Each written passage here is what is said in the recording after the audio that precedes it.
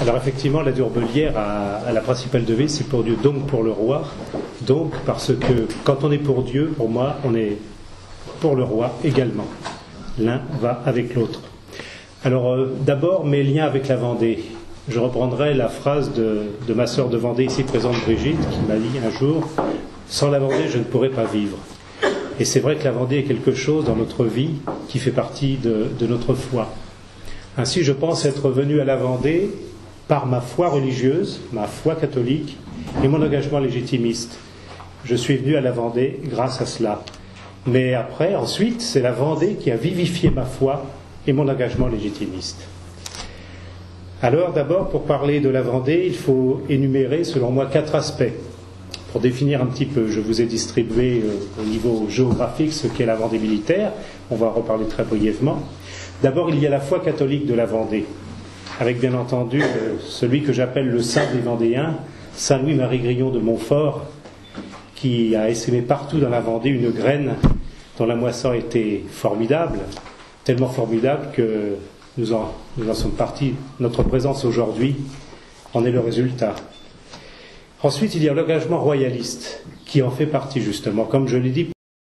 Et à ce propos, je citerai les paroles du poète vendéen Jean Yol, que je trouve très jolies, et dont je vous invite à méditer le sens.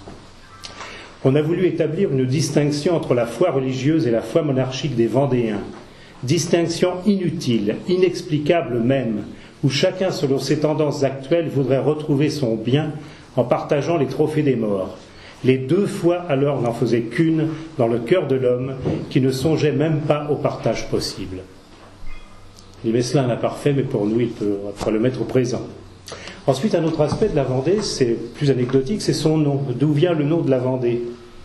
Eh bien, quand les départements ont été créés, un petit peu comme les 2 Sèvres, avec la Sèvre nantaise et la Sèvre niortaise, on avait pris en compte le grand lait et le petit lait qui coulent dans ce futur département de la Vendée, LAY.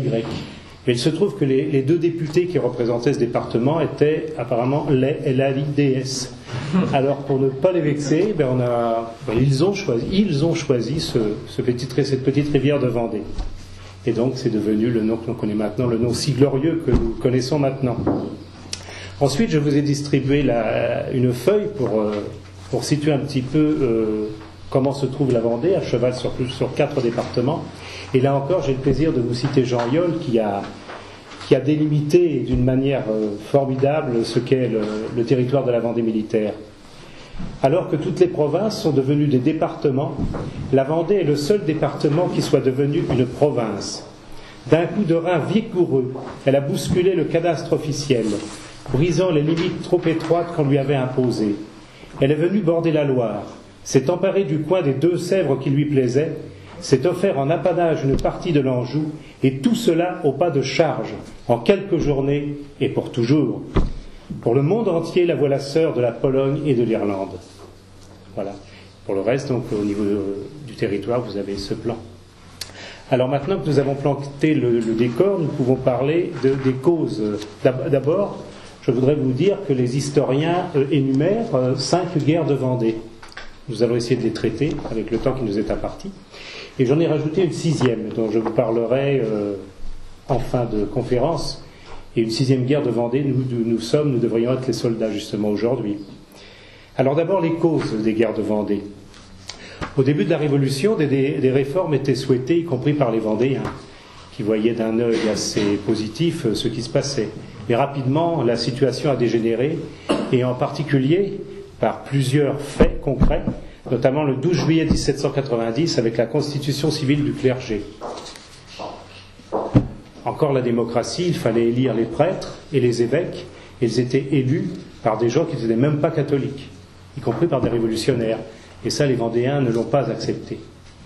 Et après, les prêtres devaient jurer leur fidélité à la Révolution, et ça, ce n'était pas accepté non plus. Ensuite, il y a eu, bien sûr, le 21 janvier 1793, parce que ce qui se passait à Paris, les Vendéens avaient quand même conscience que le roi était encore présent. Le roi, c'était le lieutenant de Dieu, c'est le lieutenant de Dieu, il était aussi le père du peuple.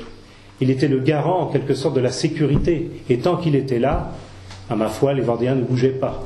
Et le 21 janvier 1793, ils ont osé assassiner le roi martyr. Là, les Vendéens étaient atterrés. Ils étaient atterrés, mais ne bougeaient pas non plus.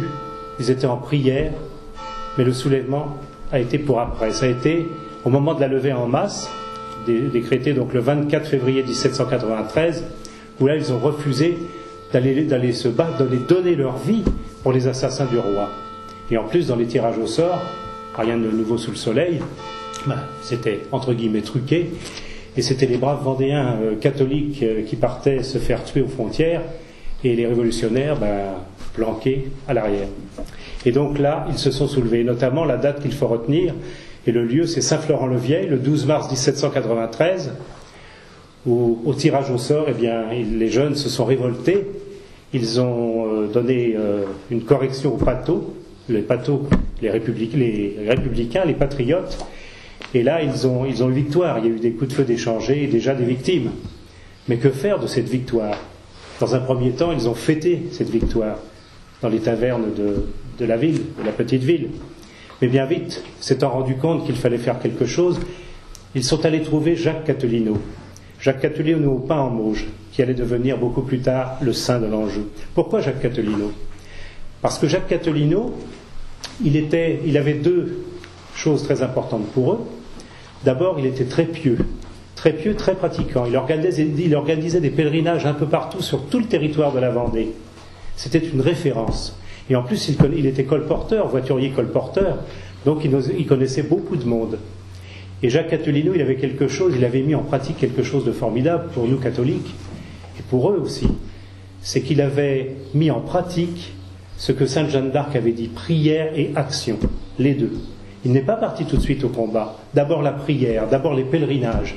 Et ensuite, quand ses frères de combat sont venus le chercher, là, il est parti au combat. Et vous verrez que, si vous étudiez un petit peu toute cette geste vendéenne, vous verrez peut-être aussi des pages d'évangile qui sont comme cela en arrière-plan. Ainsi, par exemple, pour commencer, Jacques Catelineau, qui part au combat en laissant derrière lui son épouse et ses enfants. Il aura cette phrase magnifique, et sa femme qui lui demande de rester, qui est apeurée de le voir partir, et il lui répond « Aie confiance, Dieu pour qui je vais combattre aura soin de vous ». Donc déjà, à l'image des apôtres qui ont tout quitté à la demande de notre Seigneur Jésus-Christ, eh bien Jacques Catelineau quittait tout lui aussi pour Dieu, donc pour le roi. Et donc il est parti. Et très vite, alors ils étaient 27 quand il est parti, et très vite les rangs de la Vendée catholique royale ont grossi. Il a été rejoint par Jean Perdriau, et à Chemillé ils étaient déjà plus de 500, et ça a été la première bataille et la première victoire. Les Vendéens au départ avaient des armes très rudimentaires, ils avaient leur faux emmanché à l'envers, de vieux fusils, mais bientôt ils auront des armes meilleures qu'ils prendront dans les rangs républicains, car au début il y aurait beaucoup de victoires. Et le 14 mars 1793, c'est une armée de 3000 hommes qui se présente devant Cholet, rejoint par Jean-Nicolas Stofflet. J'en dis quelques mots. Stofflet avait 40 ans, il était garde-chasse à Molévrier. Et à la bataille de Cholet très rude, il participera à cette magnifique victoire. Et les victoires vont se succéder. La première victoire est assez particulière, c'est Saint-Vincent-Sterlinge. Les républicains étaient en cantonnement et ils entendent une troupe arriver en chantant la Marseillaise. Donc ils pensent que ce sont d'autres républicains qui arrivent. En réalité, ce sont les Vendéens qui chantaient une Marseillaise mais avec leurs propres paroles. Et comme ça, ils ont pu s'approcher et attaquer, et nouvelle victoire. Ensuite, c'est Maurice Delbé qui rejoint. Lui, il a 41 ans. Il est né à Dresde. Il était général-major d'infanterie du roi de Pologne. Son père, était général-major d'infanterie du roi de Pologne. Lui-même servi dans les grenadiers polonais. Lui aussi quitta sa famille, comme les apôtres. Avant Bonchamp, qui lui en fera autant aussi. Bonchamp, qui lui avait 33 ans au moment des guerres de Vendée, et aura 33 ans quand il sera rappelé à Dieu. Bonchamp était l'un des meilleurs tacticiens de la Vendée catholique et royale. Et donc nous arrivons à une armée de plus de 20 000 hommes maintenant. De son côté, en Péridresque, il y a Charette de la Contrie, François Charette de la Contrie, qui lui avait fait les guerres d'indépendance des États-Unis. Vous connaissez sa fière devise, combattu souvent, battu parfois, abattu jamais. et tout le bocage s'enflamme. Et les premières victoires arrivent. Et il y a cette magnifique victoire, je ne peux pas toutes vous les citer aujourd'hui. Et il y a le 11 avril cette bataille de Chemillé avec une double victoire, notamment de Maurice Delbé. Il y a la victoire militaire, bien entendu, où les républicains ont été battus, mais il y a la victoire catholique. En effet, dans ce qu'on a appelé le grand choc de Chemillé, il y avait 500 prisonniers républicains dans l'église, et les Vendéens voulaient les fusiller. Et Maurice Delbé s'interpose. Et malheureusement, au début, il n'y arrive pas. Il est même bousculé. Et avant, il décide tout de même, dans un dernier recours, avant d'exécuter les prisonniers républicains, de leur faire réciter, de leur faire prier le Pater. Et arrivé à la phrase « Pardonnez-nous nos offenses, comme nous pardonnons à ceux qui nous ont offensés », il s'interrompt et dit « Comment ? Vous dites cela à Dieu et vous allez lui mentir en fusillant les prisonniers, ce n'est pas possible. » Et les armes s'abaissent. Et il sauve 500 prisonniers républicains. Belle victoire de notre sainte religion sur la haine républicaine. Mais l'armée d'Anjou manque de poudre. Et c'est un général de 21 ans, un futur général de 21 ans, qui va les lui apporter. Il vient de battre le général républicain Quétineau aux Aubiers. Vous l'avez peut-être reconnu, à 21 ans, c'est Henri de la Roche-Jacquelin, celui qu'on appellera le saint de l'Anjou, pas le saint de l'Anjou, pardon, l'archange de la Vendée, l'Achille de la Vendée. Et donc, vous connaissez peut-être sa célèbre phrase qui est faite de plus grande humilité quand ses soldats, ses futurs soldats viennent le chercher. Les futurs soldats qu'il connaît, ce sont ses paysans, pour certains ses frères de combat futurs, mais qui étaient ses frères de jeu. Mes amis, dit-il, si mon père était ici, il vous inspirerait plus de confiance. Mais à peine vous me connaissez, et je suis un enfant. J'espère que je prouverai au moins par ma conduite que je suis digne d'être à votre tête. Si j'avance, suivez-moi. Si je recule, tuez-moi. Si je meurs, vengez-moi. Alors bien entendu, certains pourraient dire « vengez-moi », ce ne sont pas des paroles tout à fait catholiques, mais c'est vu cela avec des yeux, avec un filtre républicain. Pour eux, la vengeance, c'était le massacre des hommes, des femmes et des enfants. Mais dans la bouche d'un soldat de la grande armée catholique et royale, la vengeance, c'était dans les futures victoires qu'on allait avoir contre les ennemis de notre sainte religion. Et le calme est revenu en Vendée, et les victoires à nouveau se succèdent en victoire. Argenton, la ville est prise, et Bressuire est évacuée. À Bressuire, nous retrouvons Louis de Lescure et Bernard de Marigny. Lescure a 27 ans. C'est le cousin d'Henri de la Roche-Jacquelin. Sa piété le fera surnommer le Saint du Poitou. Et donc, le 5 mai 1793, c'est la bataille de Thouars, avec M. Henri et aussi Louis de Lescure. Louis de Lescure qui prend la tête de l'attaque. Il traverse le pont sous la mitraille et décide en quelque sorte de la victoire. Et ensuite Fontenay. Fontenay, le décor change totalement pour les Vendéens. Les Vendéens avaient l'habitude de se battre dans le bocage. Mais là, c'est un champ dégagé, c'est une bataille rangée. Et à Fontenay, ils ne sont pas habitués à ce genre de choses. Et c'est la défaite de Fontenay. Et malheureusement, la perte de la Marie-Jeanne. La Marie-Jeanne, si vous ne le savez pas, c'est ce canot qui avait été offert par Louis XIII au cardinal de Richelieu, à l'époque évêque de Luçon. Et ce canot était comme une mascotte, entre guillemets, de cette armée vendéenne. Et ils risqueront leur vie pour la récupérer. Et ils la perdent à la défaite de Fontenay. Mais à la défaite de Fontenay, il y aura ensuite la victoire de Fontenay. Et c'est là qu'au moment de l'attaque, où des soldats, notamment des soldats de Louis de Lescure, s'arrêtent pour prier, et où certains les pressent d'attaquer, Louis de Lescure aura cette phrase « Laissez-les prier, ils n'en combattront que mieux ». À cette époque, les prisonniers républicains, on ne sait pas quoi en faire, puisque les Vendéens, après les victoires, changent de chemise, c'est-à-dire qu'ils arrêtent la bataille et ils retournent dans leur ferme, dans leur champ, pour revoir leur famille. Et il est très difficile de garder des villes, notamment Saumur, on verra par la suite, dont la Roche-Jacquelin sera chargée de la garde, mais dont il devra quitter parce qu'il n'avait plus assez d'hommes. Et donc les prisonniers, au début, on va les libérer sur parole, mais bien vite, on va s'apercevoir, c'est une habitude chez les républicains, qu'ils ne respectent pas cette parole. Alors on prendra la précaution de les tondre, et comme ça on pourra mieux les reconnaître quand ils reviendront au combat, ayant trahi leur parole. comme je dis, une habitude chez les républicains, rien de nouveau sous le soleil, y compris aujourd'hui. Donc, après cette victoire de Fontenay, les batailles commencent véritablement. Et c'est alors qu'Henri de il y a la bataille de Saumur, dont je vous parlais tout à l'heure. Et c'est alors qu'Henri de La Roche-Jacquelin, pour décider à nouveau de la victoire, pour galvaniser ses troupes, ils sont tout près des lignes républicaines, il jette son chapeau derrière les remparts et il demande d'aller le chercher. Et les Vendéens y vont, et à nouveau, c'est la victoire. De son côté, Charette fait de même à Machecoul. Mais il faut un chef à cette armée catholique et royale. Et le 12 juin 1793, c'est Jacques Catherino, le saint de l'Anjou, qui est nommé généralissime de cette grande armée catholique et royale. Et l'attaque de Nantes, je passe rapidement parce qu'il y aurait beaucoup à dire, pourquoi on a choisi Nantes, etc. Mais vu le temps qui est imparti, il faut passer aux choses suivantes, aux batailles suivantes. Et c'est la bataille de Nantes, l'attaque de Nantes qui est décidée le 29 juin de concert avec Charette. Entre-temps, il y aura la bataille de Châtillon, où le sanguinaire Westermann sera obligé de fuir et évitera la capture grâce à la vitesse de son cheval. Et c'est la bataille de Nantes. Nantes où la victoire semble assurée. En effet, les Vendéens ont pénétré jusqu'au cœur de la ville, jusqu'à cette fameuse place Viarme, mais hélas, Jacques Catherino sera blessé mortellement. Oh, il ne sera pas tué mortellement, il ne sera pas tué tout de suite, puisqu'il mourra, il rendra son âme à Dieu le 14 juillet suivant.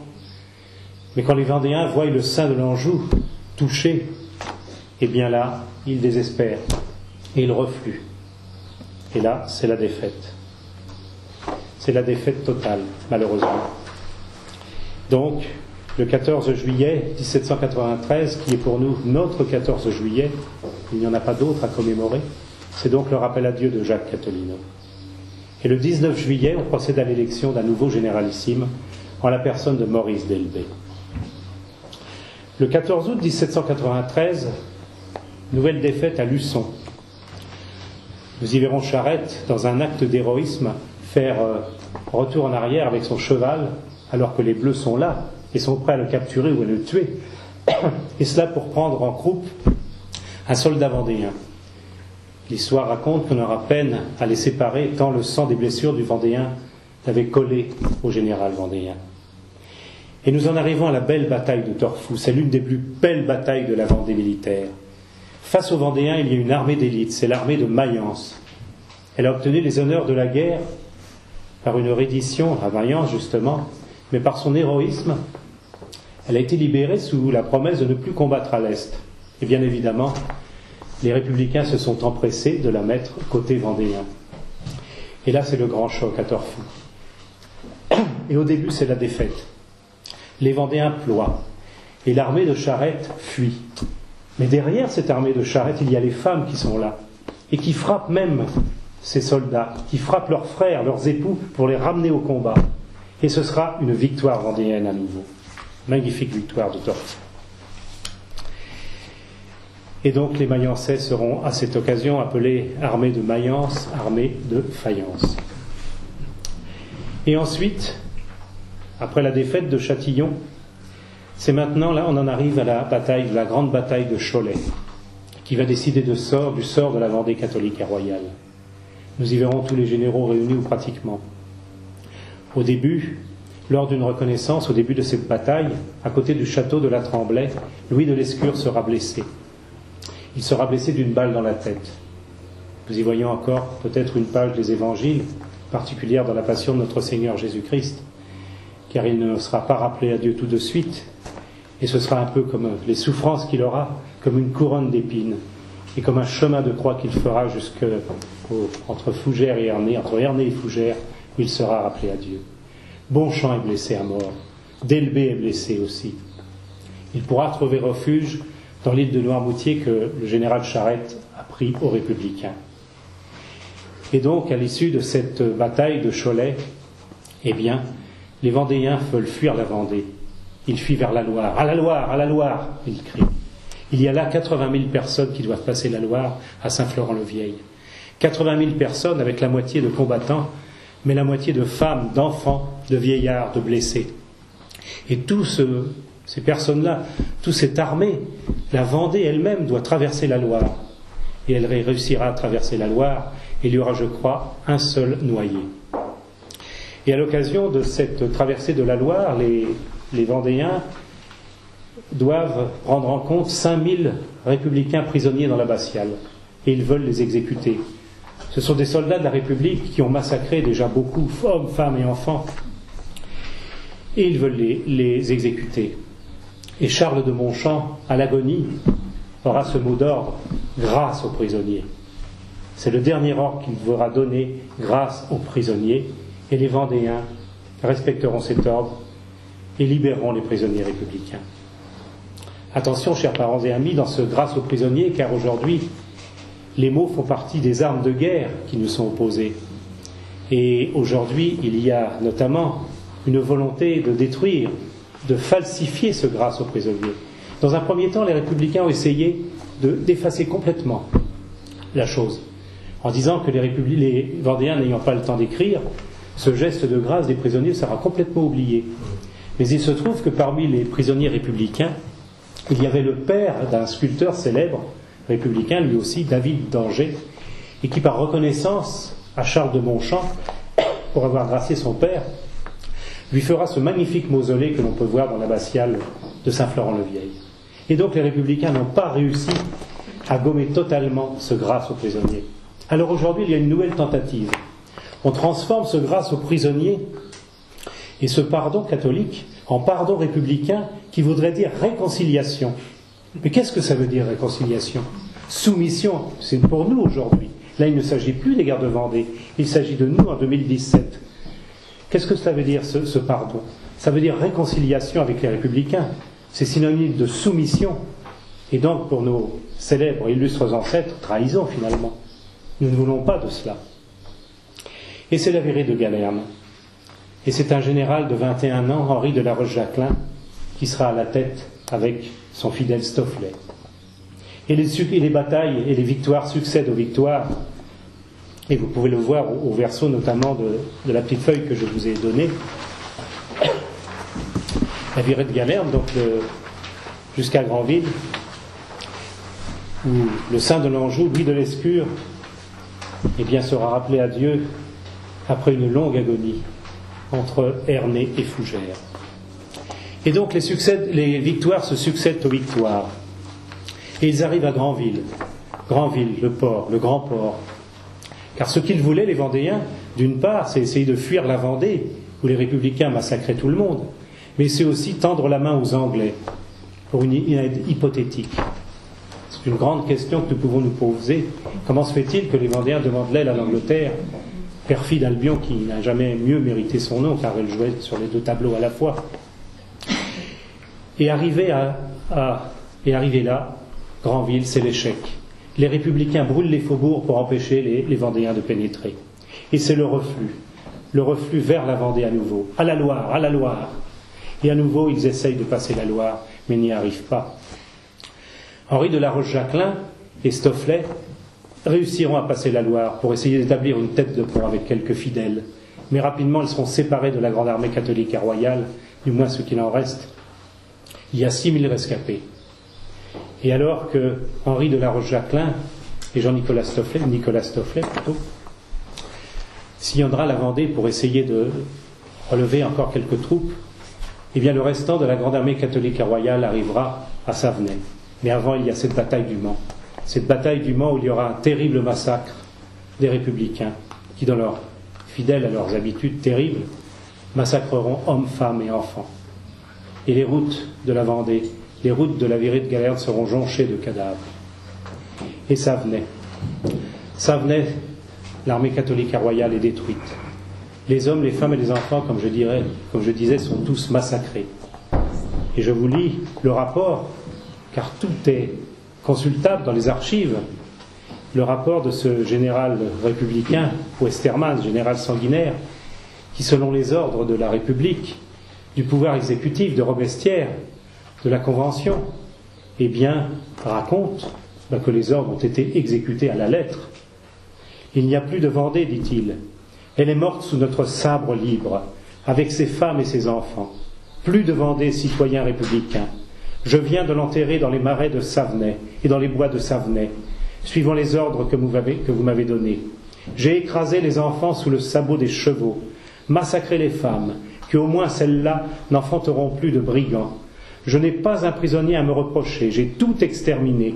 Nous ne faisons pas de prisonniers, car il faudrait leur donner le pain de la liberté et la pitié des pas révolutionnaires. Eh oui. Comme je le disais, pendant la veillée de Galère, Charette avait pris l'île de Noirmoutier. Et aussi, elle avait une victoire à la bataille des 4 chemins. La première guerre de Vendée est terminée. Et c'est le martyre de la Vendée qui commence. Le génocide s'abat sur la Vendée. À Nantes, Jean-Baptiste Carrier poursuit ce qu'il appelle la baignoire nationale. De quoi s'agit-il ?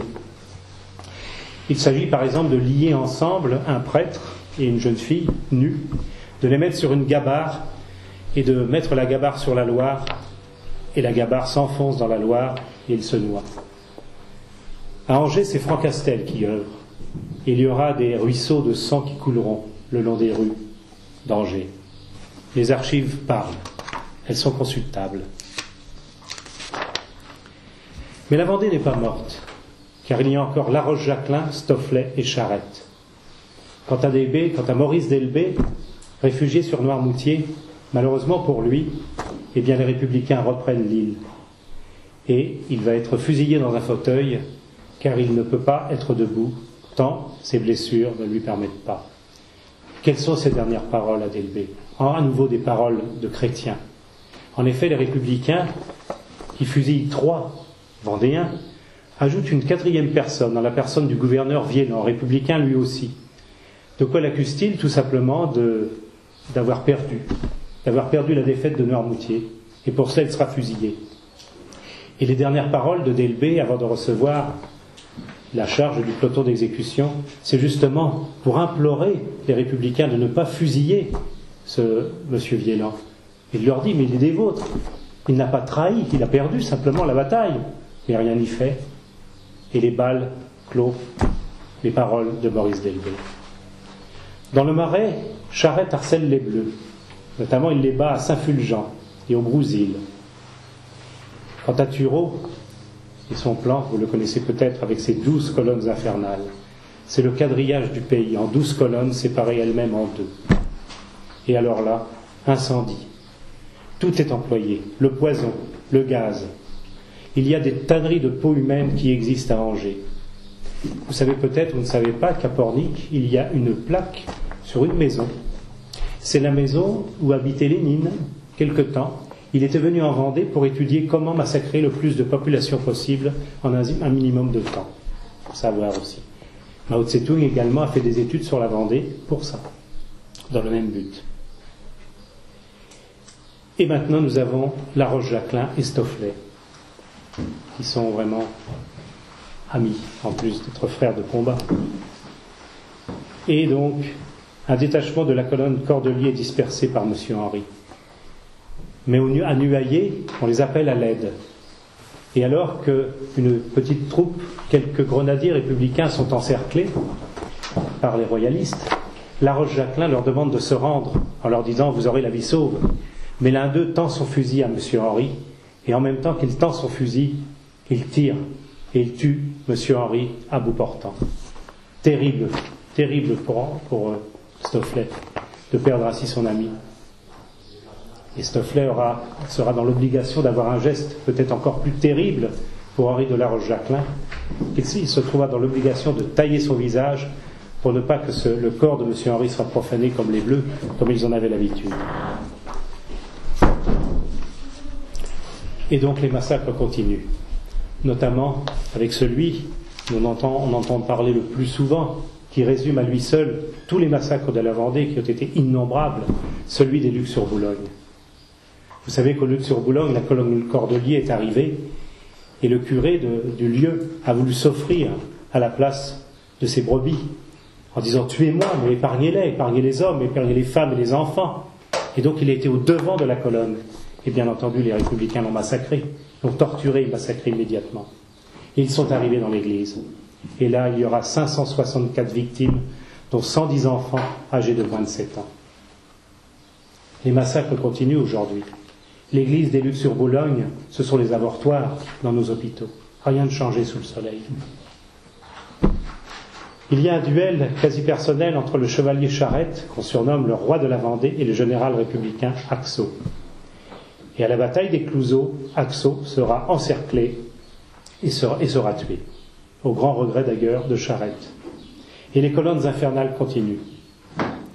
Le 22 avril 1794, à l'invitation de Sapino de la Véry, les généraux survivants se réunissent au château de la Boulay pour se jurer fidélité. Il y aura là entre autres Marigny, il y aura Charette et Stofflet. Et dans ce pacte qui sera conclu, il y aura la parole donnée de toujours de venir intervenir à l'appel des autres généraux, sous peine de mort. Et malheureusement pour Marigny, il ne respectera pas sa parole et sera fusillé. Il sera fusillé notamment, les généraux républicains qui avaient conclu à ce jugement ne voulaient pas laisser passer un peu de temps et essayer d'apaiser les choses. Mais il y aura l'intervention d'un personnage trouble que nous reverrons plus tard dans la négociation du Concordat, l'abbé Bernier. Donc, des batailles perdues et gagnées. Ensuite, la Vendée, par ses victoires, a réussi à libérer son territoire. Mais bien entendu, à chaque victoire des Vendéens, du sang coule et le nombre de soldats diminue. Du côté des Républicains, c'est la même chose. Et alors, il veut conclure un accord. Et il négocie avec Charette. Et un accord sera conclu à la Jaunais. Dans les accords de la Jaunais, il y a, d'après les historiens, un accord secret qui aurait permis à Charette de revoir. Les Républicains devaient lui livrer le petit Louis XVII. Et si vous allez à Belleville, dans le quartier qui était la petite ville où il y avait le quartier général du général Charette, il y avait ce qu'on appelle le Palais Royal, qui était la maison prévue pour le retour de Louis XVII. Et il y a cet accord de la Jaunais. Et il y a Charette, qui défile dans Nantes, aux côtés des Républicains, acclamé par la population. Permettez-moi, chers parents et amis, d'y voir encore là une page des Évangiles. Pourquoi ? C'est le jour des rameaux pour Charette. Notre Seigneur Jésus-Christ accueilli à Jérusalem avec les rameaux, acclamé par la population. Et ensuite, après, la passion du Christ. On lui crache dessus. C'est pareil pour Charette. Il est acclamé par la population de Nantes, et ensuite, allant vers le peloton d'exécution, il sera insulté. Et donc, après cette signature, seul Stofflet continue le combat. Mais bientôt, il devra lui aussi signer la paix. Mais, pour Charette, le 8 juin 1795, c'est la mort de notre petit roi Louis XVII, roi martyr. Et Charette reprend la guerre. Et Stofflet aussi reprend la guerre. Début décembre, je passe assez rapidement, début décembre, des courriers sont échangés avec le comte d'Artois, qui est à l'Île-Dieu et qui doit débarquer en Vendée. Et Charette l'attend.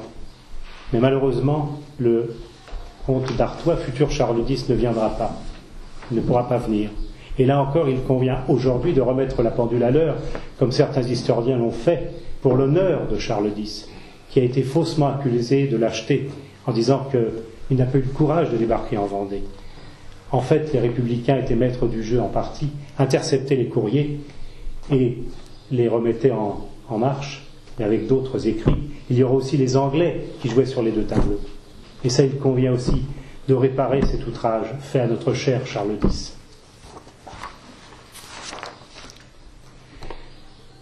Et donc, pour Charette, la situation est très inconfortable. Le 23 février 1796, à l'occasion d'une réunion organisée par l'abbé Bernier, Stofflet est capturé. Certains diront qu'il a été trahi par Bernier, mais comme vous le dira beaucoup mieux que moi notre cher président Dominique, en fait, les Républicains venaient chercher Bernier et non Stofflet. Et le 25 février 1796, ce fils de la Lorraine, vendéen par le sang versé, sera fusillé à Angers. Il aura un geste magnifique dont vous parlera mieux que moi notre cher président Dominique Lambert de la Douanerie. Et il reste Charette. Mais comme il est dit, tant que la charrette compte, qu'une roue restera, la charrette roulera. Mais bientôt, Charette, cerné, est capturé lui aussi. Et alors que Travaux lui dira, en le capturant, dans une certaine admiration pour l'héroïsme de cet ennemi, que d'héroïsme perdu, Charette lui répond, rien ne se perd jamais. Et après une remontée de la Loire, le voilà devant le peloton d'exécution, où il a obtenu la faveur de commander lui-même cette exécution. Et permettez-moi de citer un autre frère de Vendée, Joël Coudreau, que certains connaissent, qui voit dans une méditation, quand on voit Charette devant le peloton d'exécution, et que dit-il ?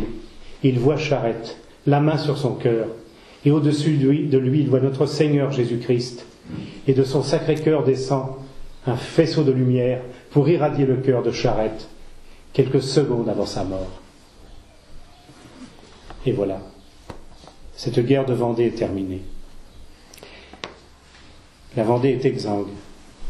Les paysans n'ont qu'un désir, retourner à leur famille, quand elles existent. Parce que bien évidemment, bien souvent, quand ils retournent dans leur logis, dans leur ferme, ils n'y voient que désolation, ils n'y voient que mort, y compris leurs femmes et leurs enfants. Et nous passons à la troisième guerre de Vendée. En 1797, de nouvelles persécutions qui visent particulièrement les prêtres refont que la Vendée se soulève.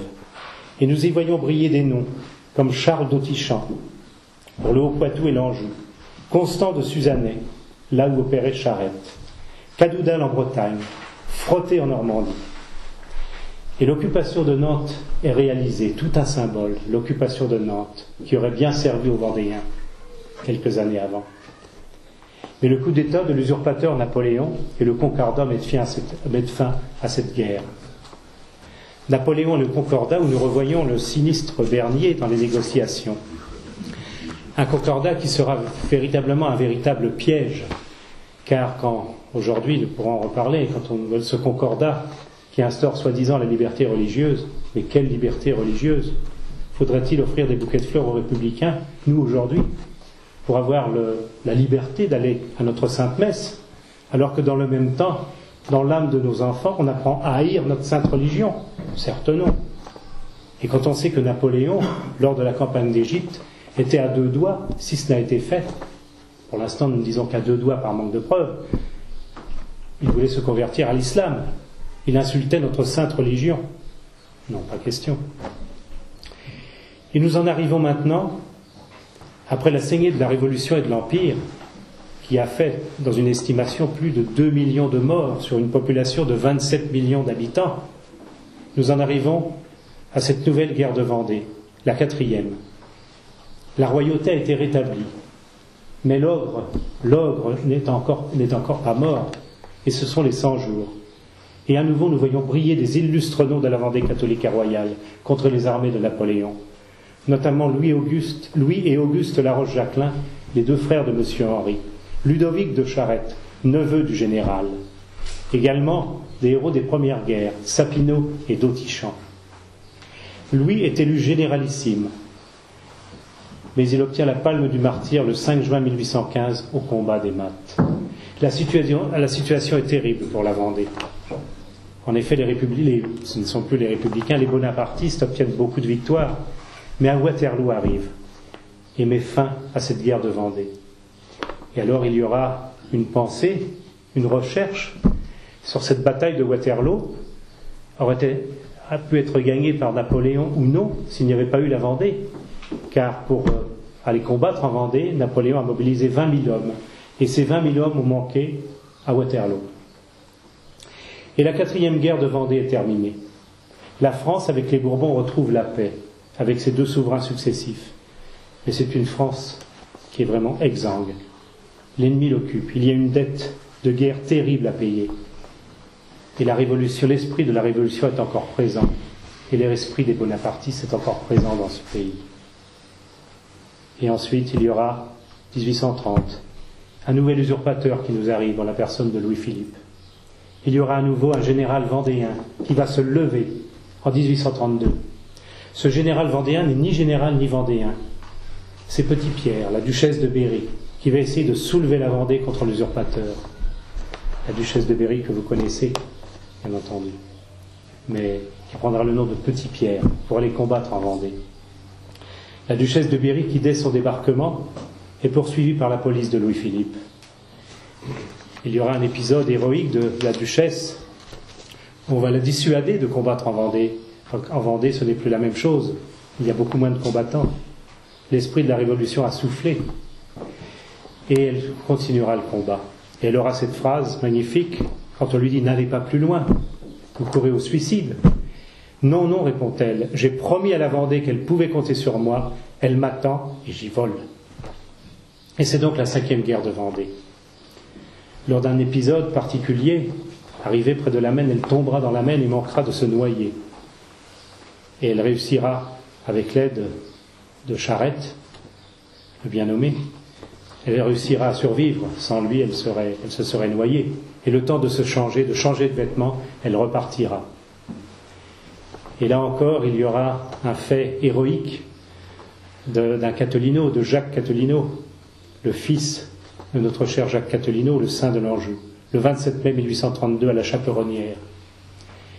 Là où il est encerclé, il se cache. Les Philippards entrent dans la bâtisse et commencent à molester les habitants pour leur faire avouer où se cachent les Vendéens. Et quand Jacques Cathelineau apprend cela, eh bien il se rend en disant « Ne tirez pas, nous sommes sans armes ». Et comme d'habitude, chez les Philippards, les républicains, tous les mêmes, eh bien il sera tué à bout portant par un gendarme qui sera par la suite récompensé. Quant à cette 5e guerre de Vendée, eh bien Marie-Caroline se réfugie à Nantes et elle est trahie elle aussi. Et elle doit son salut pendant quelques minutes par le fait qu'elle réussit à se cacher dans une cheminée. Et les soldats sont là, ils inspectent la maison et ne la trouvent pas. Ils s'apprêtent à partir, mais il reste encore un peu et il fait froid. Et l'un des soldats décide d'allumer du feu. Et là, malheureusement, la duchesse de Berry doit sortir de la cheminée et sera capturée. Voilà. Nous en arrivons maintenant à la fin de ces 5 guerres de Vendée. Et comme je vous l'ai dit, j'en ai rajouté une. J'en ai rajouté une dont nous pourrions être aujourd'hui les soldats. En voyant d'abord ce que nous a apporté la Vendée. D'abord, il y a cet apport, comme je parlais tout à l'heure, de la liberté religieuse. Et comme je vous l'ai dit, effectivement, nous pouvons aller dans nos églises, nous pouvons écouter notre sainte messe. Mais dans le même temps, nous avons cette République qui prend le cerveau de nos enfants depuis leur naissance, pendant toute leur scolarité, et ensuite par les journaux, par les médias, pour leur apprendre à haïr notre sainte religion catholique et à délaisser notre roi légitime. Et nous avons ce combat pour la mémoire. Et dans ce combat pour la mémoire, nous avons, je ne dirais pas la chance, je dirais plutôt la grâce d'avoir parmi nous quelqu'un qui pourrait être un général vendéen si nous étions en guerre, et que vous pourrez entendre cet après-midi, Dominique Lambreur de la Douanerie, avec l'association de la Vendée militaire.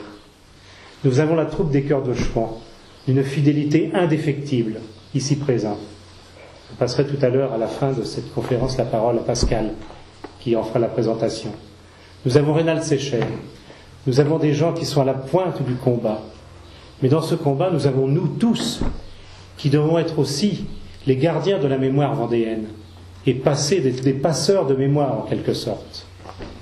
Et après le combat de la mémoire que nous devons avoir, nous avons comme héritage de la Vendée catholique et royale un héritage que nous devons faire fructifier après la mémoire, et qui a un nom, fidélité. D'abord fidélité à Dieu, pour Dieu, comme les Vendéens. Comment être fidèle à Dieu? Nous avons quelques indices. Vous savez que les Vendéens refusaient d'assister aux messes qui étaient dites par les Trutons, par les prêtres qui avaient juré fidélité à la Révolution.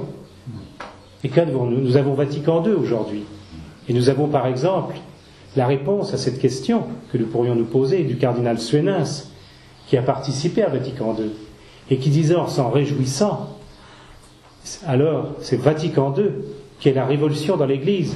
Il l'avait dit, Vatican II, c'est la révolution de 1789 dans l'Église, et il s'en réjouissait.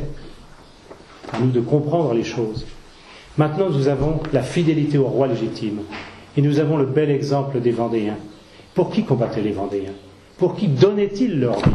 Ils donnaient la vie pour un petit roi martyr, un petit roi qui chantait la carmagnole, un petit roi chétif, vulnérable, qui était prisonnier des républicains, manipulé par les républicains.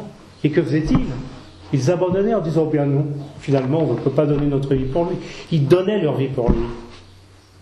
Fidélité à ces Vendéens, fidélité à Louis XX. Fidélité aussi à la France catholique. On veut aussi dénaturer le combat que nous avons pour la France. On veut déifier la France. Il faut combattre ce combat, notamment des nationalistes, qui ne savent pas que la France est une création des rois de France. Si Dieu ne nous avait pas créés, nous ne serions pas là, nous n'existerions pas. Si les rois de France n'avaient pas créé la France n'existerait pas. Il faut sans arrêt le marteler. Et il y a aussi ce combat. Alors pour cela, nous avons des aides. Nous pouvons prier Saint Louis-Marie Guégan de Montfort, le saint des Vendéens. Je vous dirai cette belle prière que j'utilise pour demander l'aide des Vendéens, que je prie plusieurs fois par jour. Permettez-moi de vous la dire.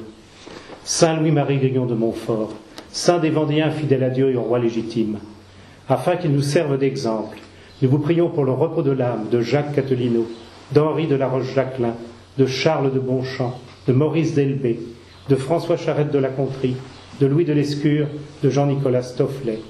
Et si, comme nous l'espérons, martyrs sur la terre, ils sont saints dans le ciel, alors nous invoquons leur saint nom, pour qu'ils nous guident dans notre mission de soldats du Sacré-Cœur, humbles serviteurs de Dieu et du roi légitime. Chers parents et amis, pour Dieu, donc pour le roi, vive la Vendée catholique et royale, vive la Lorraine légitimiste, vive Stofflet, vive Louis XX.